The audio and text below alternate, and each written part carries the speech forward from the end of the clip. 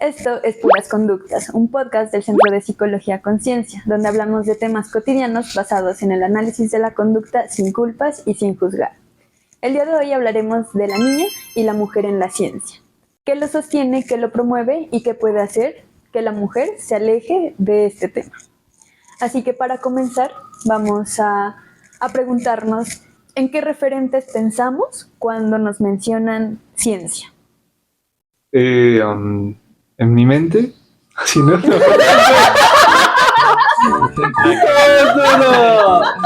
Yo me yo pensaría en Einstein. Yo ahorita, en este preciso momento, pienso en Darwin. Yo pensaría también en Darwin, también pensaría en Albert Einstein, y creo que esto es un punto curioso. Uno, porque cuando hablamos de ciencia, casi siempre nos centramos en los clásicos, ¿no? Ya sean físicos o sean biólogos, y casi nunca pensamos en psicología. Y ahora sí vamos al caso más puntual, casi siempre o la mayor parte del tiempo nos centramos en científicos hombres, ¿no? Nuevamente Darwin, Albert Einstein, Isaac Newton, bueno, la mayoría de científicos que traemos pues al presente terminan siendo hombres. A mí también se me viene a la cabeza, por ejemplo, en la universidad, en donde estudiamos, cuando pienso en ciencia también pienso en por ejemplo, en las ciencias exactas, ¿no? Entonces, en física, química, matemática. Y si pienso en física, química y matemática, se me vienen justamente hombres. No se me vienen como, o sea, son poquitas las docentes mujeres, también. Por ejemplo, en las ingenierías también pienso en mayormente en ingenieros que en ingenieras, en químicos que en química. Ok, ¿por qué creen ustedes que puede estar ocurriendo esto? ¿O qué creen que influya en que tengamos principalmente referentes hombres que a chicas? Creo que principalmente es porque históricamente se ha reconocido más el trabajo de los hombres en ciencia que el de las mujeres en ciencia, ¿no? Si bien hay casos puntuales de mujeres muy representativas y muy icónicas dentro del mundo de la ciencia, caso de Marie Curie, por ejemplo, no es tan común encontrar en otras disciplinas, como en la psicología, por ejemplo, referentes que sea como inmediato, que tú pienses en, esta mujer representa la psicología, por ejemplo, sino que piensas, por ejemplo, en Skinner. Si te vas a otras corrientes, pensarás en Freud, ¿no? Y digamos que es más difícil llegar a reconocer mujeres dentro de la misma psicología, incluso. Sí, pues, o sea, parte de la historia, creo que también tiene que ver como con esos roles que tenemos las mujeres y los hombres, de qué disciplinas son para cada rol. Son más acorde a cada género. Entonces, en nuestro caso, por ejemplo, que estamos dentro de la psicología, la mayoría son mujeres. Y se puede llegar a castigar con comentarios muy cotidianos a los hombres que hacen parte de estas disciplinas. Por el contrario, en carreras que son de más ciencias exactas y naturales o ingenierías, es el contrario. Entonces, son más los hombres. Entonces, si hay una chica que entra allí, pues puede llegar a ser castigada por la misma cultura que hay en esas carreras de cultura machista y todo esto. Sí, bueno, de hecho, ya tocando ese tema, creo que es importante reconocer lo que menciona Andrés, ¿no? Justamente históricamente hablando, los hombres anteriormente tenían mayor facilidad de relacionarse en lo que era esto de la ciencia y demás. Y de alguna manera a la mujer se le ha dado también como ese rol de cuidadora, ¿no? Lo que dices, que también ha sido como orientada a desempeñarse en esos roles más que de cuidado que de ciencia, por ejemplo. En ese sentido, ¿ustedes qué creen que podríamos hacer para incentivar más, tal vez, o promover más que las mujeres, que las niñas se vean más atraídas y también involucradas en el tema de la ciencia? ¿O creen que sí sería pertinente hacer eso o quizás no? Pues de ser pertinente, es pertinente porque tanto hombres como mujeres tienen mucho que aportar. Más lo veo es como la dificultad del mismo entorno a las mujeres dentro de la ciencia. ¿sí?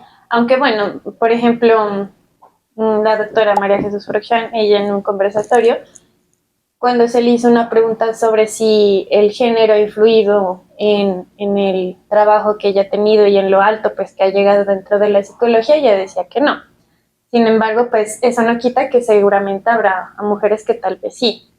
Entonces, hace unas semanas miré un video, no dentro de la psicología, sino dentro de la física, como ciencia exacta, de una chica que terminó la carrera de física, pero hizo el tren de y aún así me quedé. Y entonces en ese tren ella cogía y decía un montón de cosas que vivió dentro de la carrera del pregrado, en donde recibió muchísimos comentarios como haciendo alusión a de si usaba mucho maquillaje, pues entonces era tiempo que le quitaba el estudio. Entonces, si hubiera estudiado en vez de maquillarse, entonces tal vez sabría más conocimientos.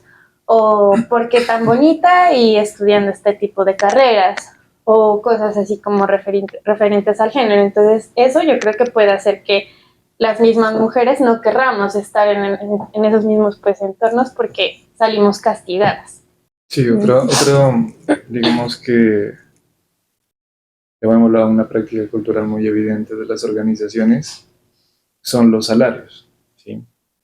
Por eso muchas mujeres no trabajan en ciertas compañías, en ciertas industrias, porque pues es evidente que la desigualdad en ese punto de género, si vamos a hablar de eso, es muy evidente, porque les pagan mucho más a los hombres, porque les pagan mucho menos, perdón, sí, mucho más a los hombres y a las mujeres menos.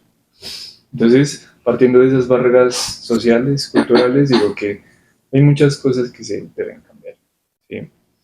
Entonces, si partimos, digamos, por lo que nosotros miramos por encimita, nosotros decimos, ah, no, pues eso es sencillo.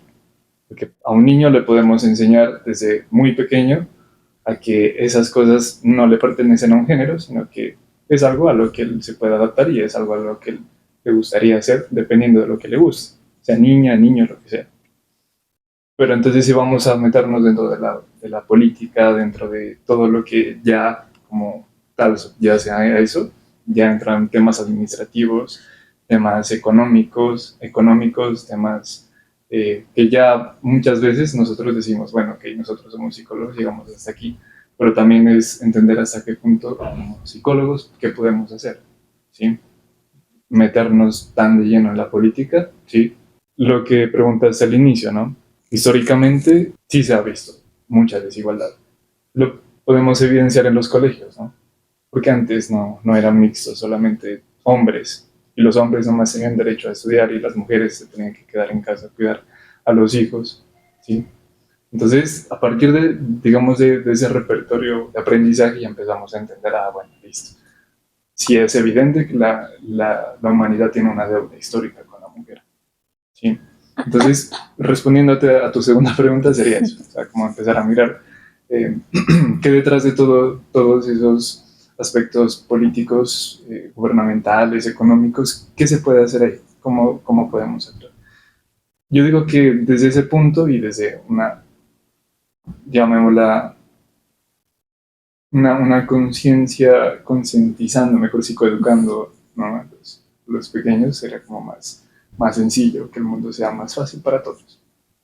Todos tenemos las mismas oportunidades. Bueno, yo lo miraría desde dos puntos, ¿no? Primero, qué tan accesible es el mundo de las ciencias para las mujeres, ¿no? Como ya había mencionado David y también Sara, pues encontramos prácticas culturales dentro de las mismas instituciones científicas que van a limitar la participación de las mujeres. ¿Por qué? Básicamente porque estas instituciones pues han sido diseñadas y adaptadas para que sean los hombres quienes pues instruyan, ¿no? Para que impongan y demás.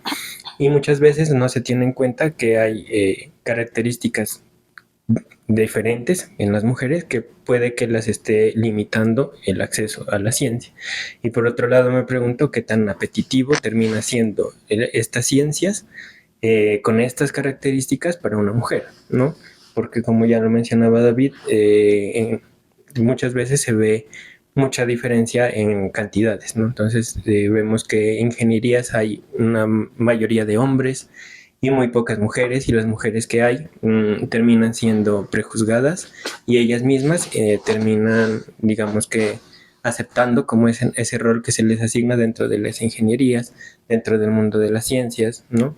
Y eso pues va a limitar mucho que las mujeres puedan participar. En ese sentido, ¿qué se puede hacer? Pues creo que me quedaría con la propuesta que hace David. Me parece que si queremos que estas instituciones se vuelvan mucho más amigables, más asequibles para todos, pues hay que empezar por reformularlas. Y para reformularlas, pues los que vienen de abajo, las personas que están apenas empezando en el mundo de la ciencia, pues son los que deberían empezar a reconstruir para que el acceso se vuelva de verdad universal. Sí, yo creo que eso que mencionas también es bastante importante sobre qué tan apetitivo, qué tan gustoso es para las mujeres involucrarse en este tema de la ciencia, ¿no?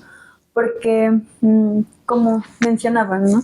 Si desde muy pequeñas están como orientadas a qué es lo que la sociedad espera de ellas, pues lo más probable es que ellas también desarrollen ese gusto por determinadas actividades que de alguna forma pues las puede estar alejando de la ciencia, que si bien no aplica para todas las mujeres, pues puede aplicar para algunas, ¿cierto? ¿Cómo creen que podríamos hacer que la ciencia se vuelva un poco más atractiva para las mujeres? Y de paso accesibles, ¿no? Como lo mencionaba Andrés. Yo creo que es también la forma en la que se vende la misma ciencia desde los colegios. Y ahorita estaba pensando como a veces se tiene muy asociado como algo que es difícil, tanto a nivel de fuerza como a nivel de intelecto, pues entonces lo que es difícil lo realiza un hombre y lo que es más fácil lo realiza una mujer, ¿sí?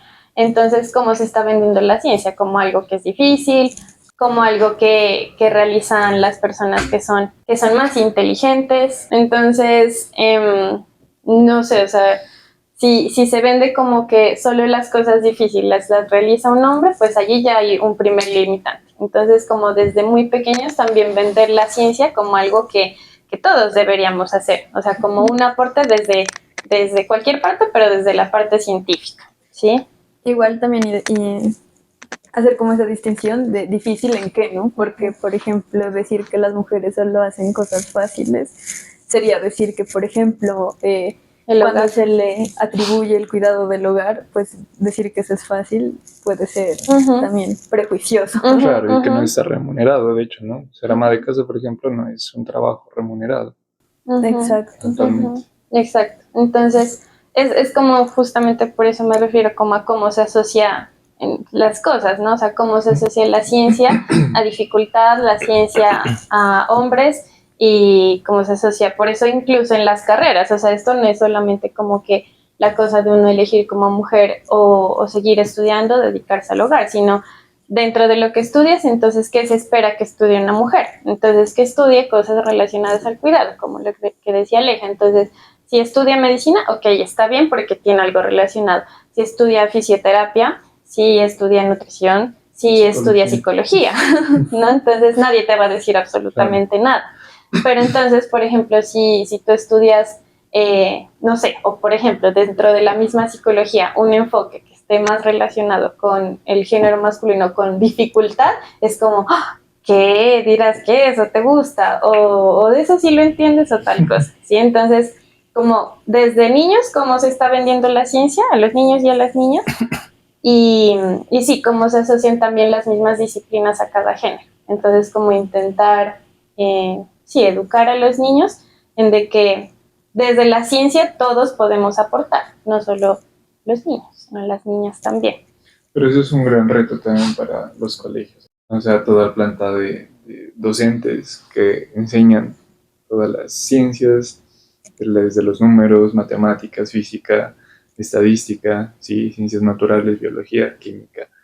Entonces, ¿cómo lo venden ellos? Desde los físicos solamente masculinos, hombres, que tanto mujeres han ellos educado frente a ellos, ¿sí?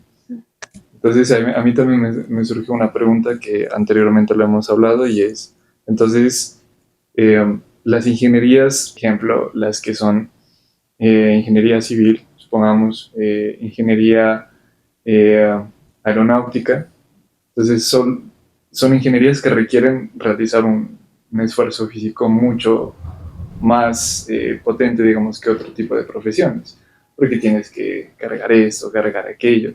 Entonces, ¿ustedes creen que ese tipo de profesiones la mujer sí lo puede ejercer o no lo puede ejercer? Sí, claro. En mi caso, mi prima es ingeniera civil. Exacto. Y lo ha hecho muy bien. Y de hecho, se ha llevado por delante, no literalmente, sino a nivel intelectual, a muchos de sus compañeros hombres. De hecho, ella es de las mejores de su clase. Entonces, es que también creo eso. O sea, por ejemplo, se asocia ingeniería civil solamente con fuerza, cuando en realidad tiene mucho que ver con intelecto. Claro.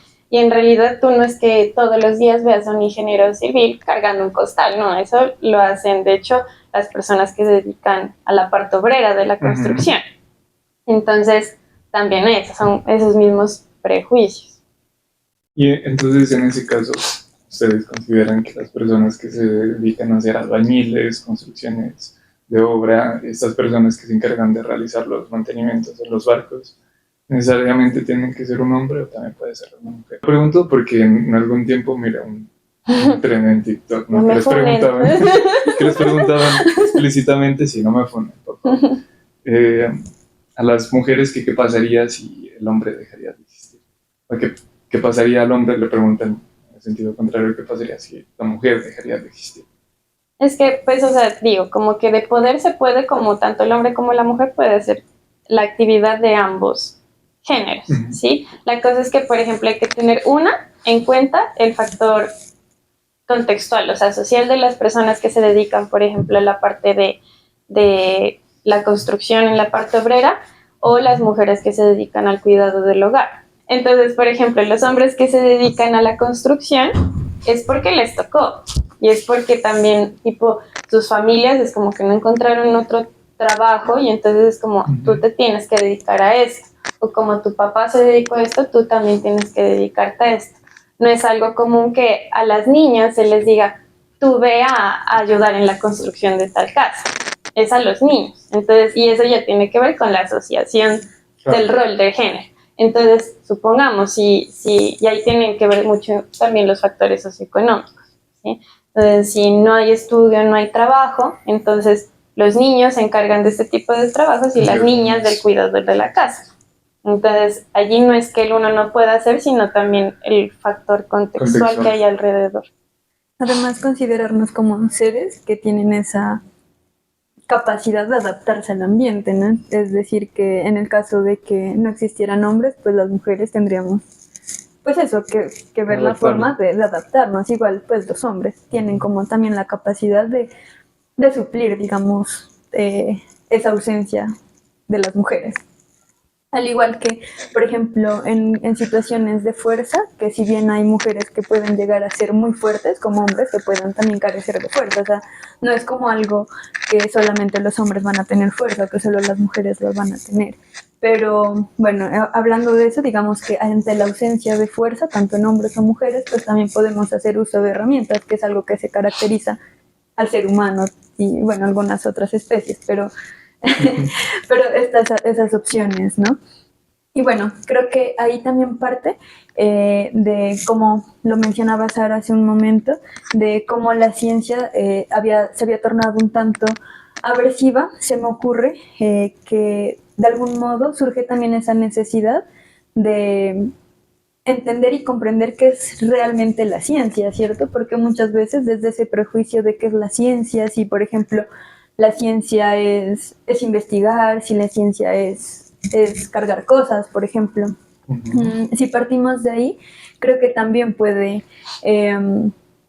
tener cierta influencia en las decisiones que puedan tomar las personas, ¿no? Y también en cómo se empiezan a relacionar desde la ciencia, porque si yo me acerco a la ciencia desde muy pequeña, desde una forma más curiosa, de comprender más cosas, seguramente se me va a hacer un poco más atractiva que si me empiezo a relacionar con la ciencia desde muy pequeña como cosas muy de obligaciones, de solo tienes que hacer tareas, cumplir, o de lecturas largas. Si lo comprendo así, tal vez se me vuelva también un poco más aversivo.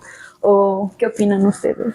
Pues es que el problema general en este caso ya es el de la ciencia, de las ciencias en general, porque quienes se venden mal y quienes no se vuelven apetitivas ni para hombres ni para las mujeres es la misma ciencia. Y mucho tiene que ver con el desconocimiento que se tiene de cómo funcionan las ciencias, de que no hay una sola ciencia, por empezar, y que cada una es distinta, ¿ya?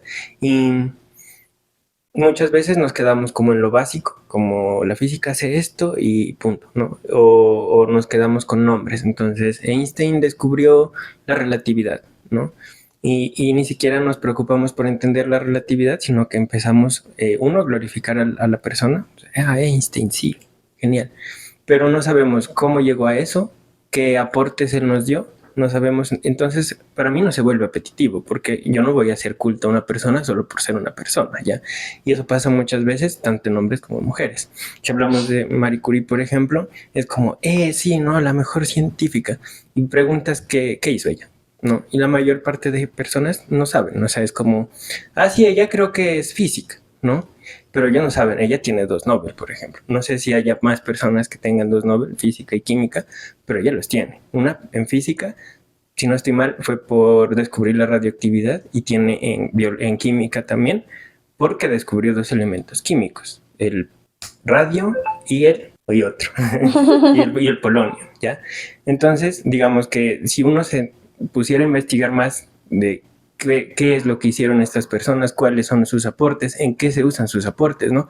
Por ejemplo, ahora podemos utilizar radiografías gracias a los aportes que, que hizo, pues, Marie Curie, ¿no? Y todo esto es muy apasionante, ¿ya? Pero si la vendemos mal, si la vendemos como la ciencia, ¿no? Es como la ciencia es para hombres, para que vayan, para que lean, para que estudien. Y no, o sea, la ciencia es muy apasionante, las ciencias son demasiado apasionantes, y creo que el haberlas vendido mal desde un principio hace que tanto hombres como mujeres pues no se sientan atraídos. Ahora, si ya lo vemos desde los roles de género, hay como, bueno, yo pues como soy hombre, entonces tengo que ser científico, ya. La mujer, como no tiene como esa presión, pues simplemente no la escoge, pero porque la ciencia no se ha vendido bien y porque la ciencia no se vuelve atractiva para la gente. Entonces yo creo que el problema principal es de cómo se está vendiendo la ciencia y cómo se la está entendiendo, y cómo eso ya va a influir en los roles de género. Ya, entonces yo me iría por ese lado. Bueno, ya hemos hablado y profundizado un poco acerca de las ciencias, sobre todo desde el ámbito de la física, la química, etcétera. Pero ahora queremos hablar un poco acerca de la psicología como ciencia, ¿no? En ese sentido, creo que primero hablar un poco acerca de la psicología como ciencia, porque es algo que también se desconoce. No todas las personas identifican a la psicología como ciencia. Y del mismo modo también traer a colación a estas personas a estas personas mujeres que se han dedicado a nutrir lo que es la ciencia dentro de la psicología. ¿Qué aportes quisieran hacer ustedes para que las personas que pueden escucharnos también se enteren de esto? Yo quisiera empezar con una anécdota, y es que justamente contigo, Aleja, cuando estábamos por allá en pandemia haciendo un trabajo de investigación, nos centramos en el efecto Zeigarnik, no sé si lo recuerdes. Bueno, cuando empezamos a hablar del efecto Zeigarnik, más allá pues de lo teórico, de lo que implica, que ya tendremos momento de hablar de eso, lo primero que uno piensa es, Zeigarnik, ¿no? Es un apellido, ¿no? O quizás es un nombre, ¿no? Y es por allá como ruso, bueno, ya. Y uno se queda con eso, y lo primero que asume es que Zeigarnik era un hombre, ¿no? Y el primer impacto es cuando ya empezamos a ir más allá pues de lo teórico, a ver como más de estos marcos contextuales, de quién era la autora, de en qué se basó y demás, pues descubrimos que era una mujer. Y pues es curioso porque ya tenemos como ese prejuicio cuando hablamos de psicología y de ciencia, que si, por ejemplo, el efecto Zeigarnik es de un hombre, ¿no? Entonces, ¿quién será ese tal Zeigarnik? Pero no, era una mujer, y pues dando pues ya respuesta a tu pregunta. Si bien ella pues no es parte del enfoque conductual, o mucho menos, pues yo creo que ella viene de toda esa corriente de la Gestalt, que analizaban mucho la parte de la percepción, ¿cierto? Ella pues tuvo unos aportes muy, muy importantes en toda esa corriente de Vygotsky, de por allá, de esa psicología rusa de esos tiempos, pero no es muy conocida. Entonces era como a partir de que muchas veces ni siquiera conocemos quiénes son las autoras y damos por hecho de que son hombres, ¿no? Entonces, primero, como recapitular, mirar quiénes están detrás de cada teoría, de cada aporte, de cada mención que se haga y pues mirar qué luchas han tenido, porque muy seguramente para Bluma Seigarni, que es esta autora, pues no ha sido nada fácil llegar a tener ese reconocimiento y que años después vengan las personas a confundirla con un hombre, por ejemplo. Entonces, digamos que el reto para una mujer en ciencia es mucho mayor.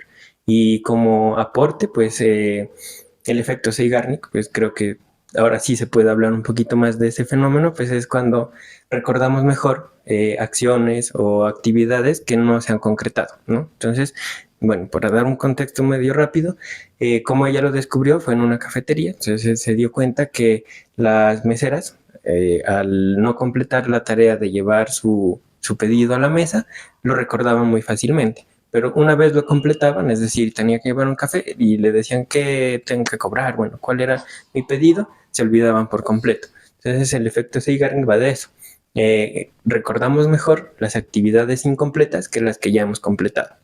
Esa es una investigación que nosotros hicimos desde el pregrado y bueno, ahí pudimos conocer a la doctora Zeigarnik. Y eso que mencionas es algo que se me ocurre, que puede ser algo que sostenga también los prejuicios acerca de los hombres en la ciencia, ¿no? Porque como de alguna forma está que son los hombres los que más se involucran en la ciencia, y en la ciencia lo que vemos son los apellidos, no los nombres, pues asumimos que todos esos apellidos corresponden a hombres. Y claro, muchos de los apellidos seguramente que leemos al momento de leer ciencia, pues van a corresponder a mujeres y seguramente no lo sabremos, tal como nos pasó con Andrés, sino que investigamos. Justamente acordándome de la tesis, yo pues asocio mucho, ¿no? Todos los autores que dice Hernández, los clásicos, ¿no? Hernández, Bautista, cuando uno empieza a dar el referente teórico de qué es una investigación, por ejemplo, experimental, cuasi experimental, etcétera,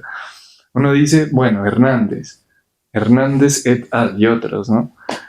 Entonces yo me puse a pensar, ¿quién será Hernández? ¿Será un man? ¿Será un hombre? Entonces yo referencio muchos de los autores cuando empiezo a hacer investigaciones a hombres, ¿sí? A hombres. Pero pues yo ya buscándolos más a fondo, ya realizando como lo que ustedes hicieron, ya me empiezo a dar cuenta que no son autores masculinos, sino femeninos. Y ahí es cuando ya empiezo a entender la magnitud de la psicología dentro de toda la parte científica, ¿no? Que yo digo, ok, bueno, listo, ¿y por qué no tienen tanto renombre estos autores? ¿Por qué uno no se pone a investigar más sobre estos autores? Y respondiendo a eso, entonces, digamos como que parte de ese problema que uno empieza a tener en psicología de referenciar a autores y autores y autores y autores, entra a ese mismo círculo, ¿sí? Y es, bueno, si ese autor lo dijo, excelente, bien, pero ¿qué hizo? De pronto sea un referente muy grande en nivel de la psicología. Por ejemplo, Freudian, yo pensaba al inicio, yo no sabía quién era, pensaba que era un hombre, de hecho. Sí, me decía Freudian. Y no, pues ya buscándolo bien en los videos y todo, pues ya me di cuenta que era una mujer, ¿sí? Una mujer con sus teorías muy aplicadas, ¿no? De la psicología conductual. Miren que yo estaba pensando justamente en que durante la carrera, o sea, es algo muy contradictorio, porque si hablamos de psicología, pensamos justamente en mujeres. O sea, quienes van a estudiar psicología, la mayoría son mujeres, que es lo que hemos dicho. Pero cuando estamos estudiando psicología, yo no recuerdo que nos hayan nombrado durante el pregrado los docentes a autoras, sino puros hombres. Entonces es algo como muy contradictorio, porque si la mayoría que estudiamos esta ciencia somos mujeres, porque los autores más referentes siempre son hombres. Entonces yo sí me pongo a pensar como en autores relevantes que yo haya conocido gracias a las clases, hombres, perdón, mujeres, no recuerdo alguna. De hecho, la primera autora relevante que fue de otro enfoque, que fue justamente Anna Freud, la conocí fue por una socialización de una compañera. O sea, su objetivo era reivindicar también a las autoras mujeres dentro de la psicología. y fue por ella, pero no por las clases que nos daban. Y ahora, que ahorita pues ya como vamos a mencionar ahorita como que autoras son relevantes y que también científicas conocemos aquí en la región y todo eso, fue gracias a también como al aprendizaje propio que uno ha realizado o que ha hecho por fuera de la academia, pero no dentro de la academia. Y ahí ya hay otro problema, porque no es que no exista, es que no se las nombra, no se las tiene en cuenta. O si hubo, por ejemplo, algún trabajo entre un hombre y una mujer, se tiene en cuenta justamente es al hombre y no también al trabajo que hizo la mujer ahí. Entonces también a los docentes, pues como sugerirles que también incluyan autoras relevantes, que también han hecho grandes cambios en la psicología, como son estas autoras, por ejemplo, que acaba de mencionar David, por ejemplo, en el conductismo. Mary Cover Jones hizo un cambio total, por ejemplo, en cómo se entienden las emociones en la conducta. Entonces, pues eso. Uh-huh. Pues sin ir más lejos, una de las principales representantes de la psicología en Colombia, por no decirlo menos, porque fue la primera en traer la carrera de psicología acá, fue Mercedes Rodrigo. Y muchas veces, pues si bien hay una cátedra en su nombre, que de hecho debe estar empezando en estos días, para que revisen en redes y se inscriban. No, la hagas promocional.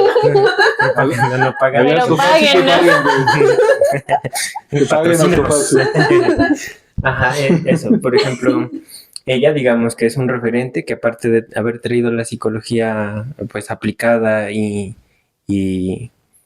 sobre todo la parte de mediciones, ¿no? Que era como su fuerte, pues no es muy reconocida en la academia, ¿no? Aparte de tener su propia cátedra, difícilmente dentro del pregrado, como decía Sara, se le menciona o se trae sus aportes como algo relevante para el aprendizaje de la psicología actual, cuando realmente sí lo es. O sea, sus aportes en medición sobre todo, pues son muy relevantes porque se enfoca justamente en los colombianos, ¿no?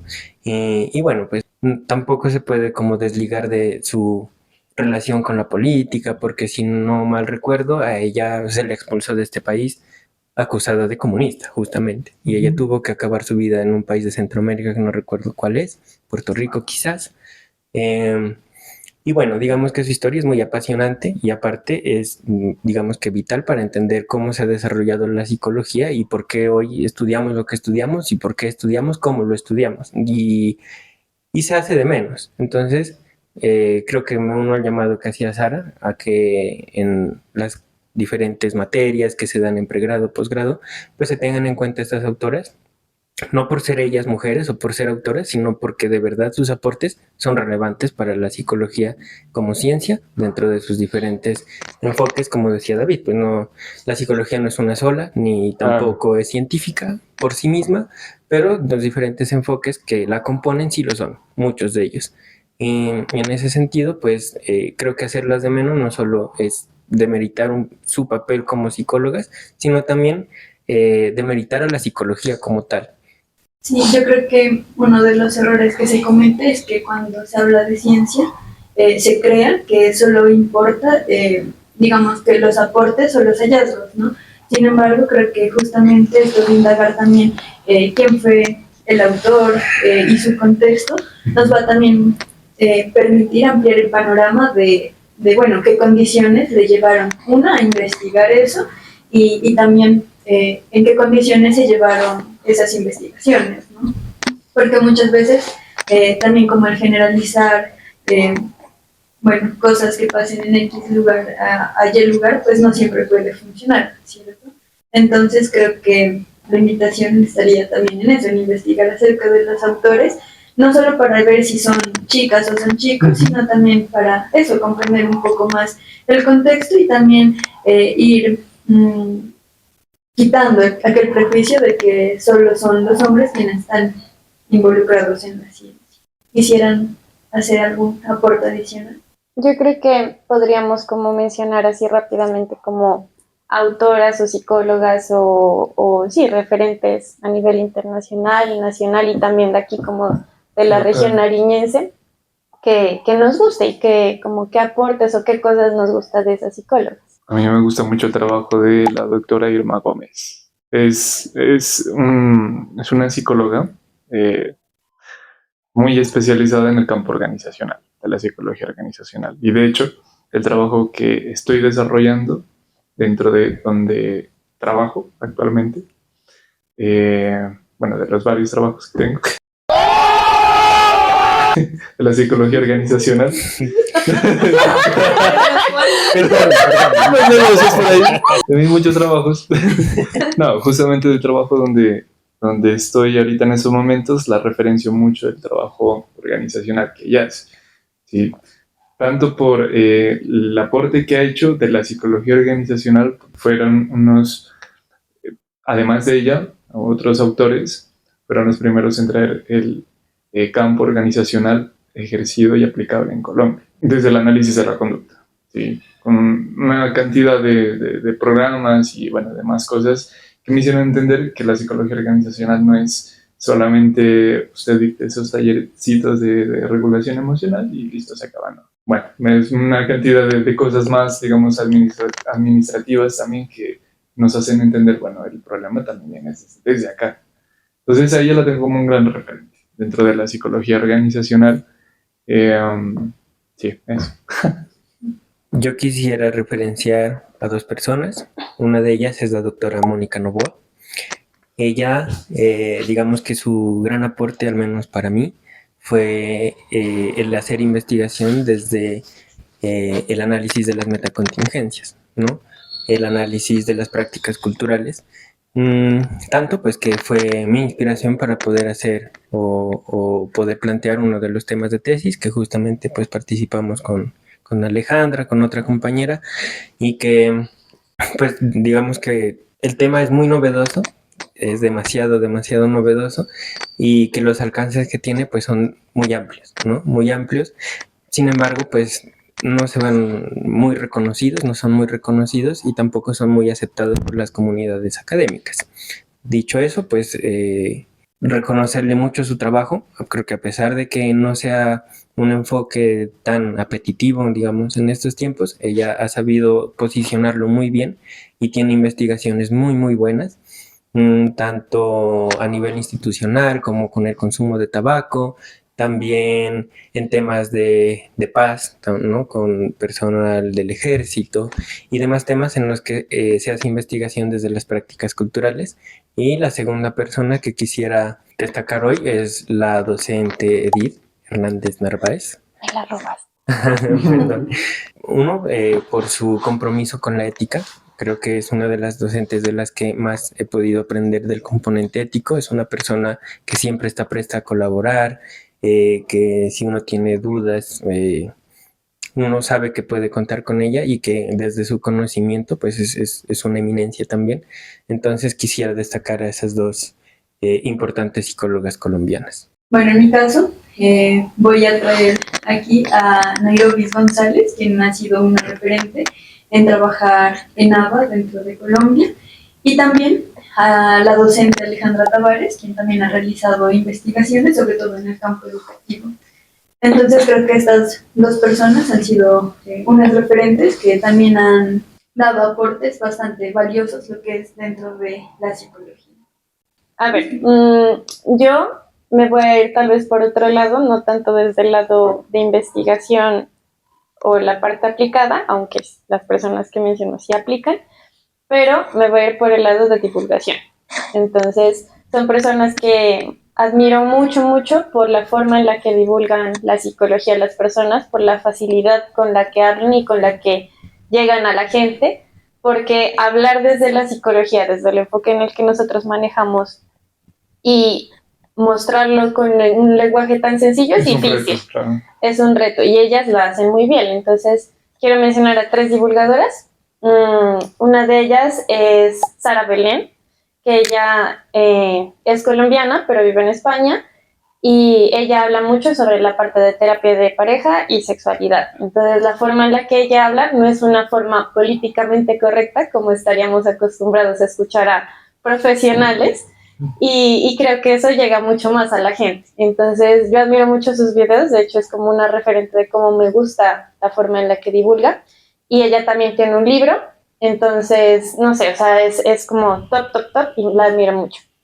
La otra divulgadora es Scarlett Espinosa, ella también creo que es algo como en cierta parte muy parecido a Sara Belén porque tampoco dice cosas tan políticamente correctas a lo que muchos psicólogos estarían acostumbrados y por eso ellas pueden ser de amores o odios, o las amas o las odias.